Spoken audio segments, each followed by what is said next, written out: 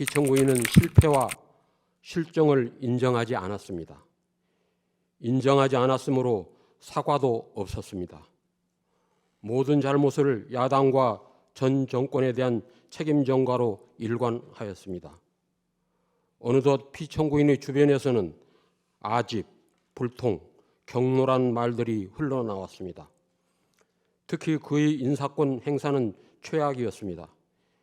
인권을 보호해야 할 기관에 인권을 가장 무시하는 인물을 임명하였고, 청렴과 국민 권익을 보호해야 할 기관에는 권력을 남용하는 인물을, 권력을 감시해야 할 기관에는 권력에 아부하는 인사를 거리낌 없이 임명하였습니다.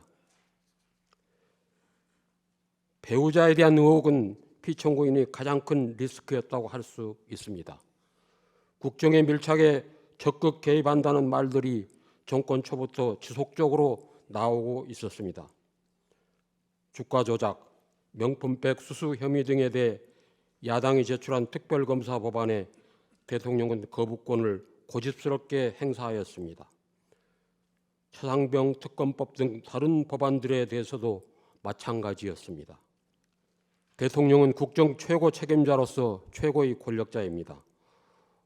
헌법은 대통령이 최고의 권력을 갖고 있기에 그에게 헌법 수호 책임을 부여하고 있습니다. 대통령이 취임식에서 헌법을 준수하겠다는 선서를 하는 순간은 취임식의 하이라이트이며 가장 엄숙한 시간입니다. 헌법을 수호하고 준수하겠다는 것은 국민들과 대통령과의 약속이므로 그 약속을 지키는 것이야말로 국민들로부터 신뢰를 받는 절대적 조건입니다.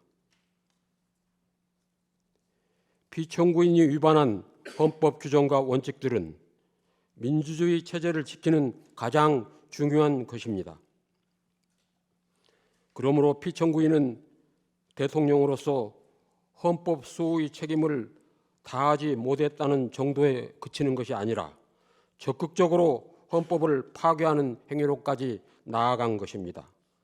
국민들이 부여한 신뢰를 최악의 방법으로 배신함으로써 민주공화국에 대한 반역 행위를 저지른 것입니다. 이제 공동체의 상식과 보편적인 원칙, 그리고 정치와 헌법에 대한 신뢰를 회복해야 합니다. 이는 어느 정파를 지지하거나 반대해서가 아닙니다. 오로지 대한민국이라는 민주주의 공동체를 위해서입니다. 헌법이 무너진 현실 속에서 시민들이 헌법전을 찾아 읽고 필사까지 하고 있다고 합니다. 헌법조문을 읽고 필사하며 슬픔과 좌절감을 느끼는 경우도 있지 않을까 걱정스럽기도 합니다. 하지만 지금이야말로 시민들이 민주주의와 헌법을 그 합당한 깊이에서 제대로 이해할 수 있는 축복의 시간이 될 수 있습니다. 대한민국 미래의 희망을 볼 수 있기 때문입니다. 헌법의 작동을 이해하는 시민들이 많아질수록 우리의 평화롭고 아름다운 일상이 유린되는 일은 생기지 않을 것입니다. 존경하는 재판관님, 오늘 우리가 이 자리에 모인 이유는 바로 민주주의와 대한민국의 가치를 침해한 권력자에 대한 탄핵 심판을 위해서입니다. 그에 대한 검증은 끝났습니다.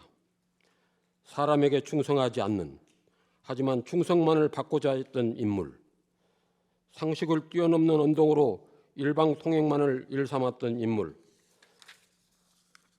손에 왕자를 새기고 나타난 인물, 대규모 군사 퍼레이드를 즐기며 역대 독재자 대통령들을 찬양한 인물, 헌법을 준수하거나 수호하기는커녕 파괴한 인물, 그가 대통령이 된 후 부끄러움은 온전히 국민의 몫이 되었습니다. 본 대리인은 감히 말씀드립니다. 지금 우리는 대한민국 민주 헌정사에 있어서 최대의 고비인 지점을 지나가고 있습니다.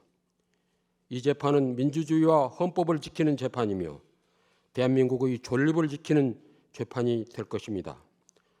우리는 민주주의의 가치를 믿으며 그 가치를 수호하고자 합니다. 오늘 우리는 모두 민주주의자입니다. 부디 피청구인 대통령 윤석열을 파면하여 주십시오. 감사합니다.